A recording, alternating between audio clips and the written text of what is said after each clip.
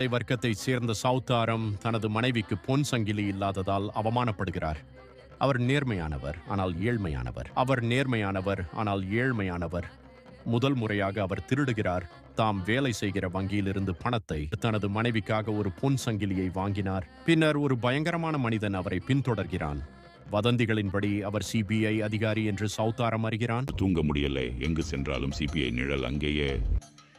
பயத்தில் சௌதாரம் அந்த பணத்தை மேலாளரிடம் ஒப்படைத்தார். மேலாளர் சௌதாரத்தின் அப்பாவித்தனத்தை பார்த்து சிரித்தார். அவர் அவரை மன்னித்தார்.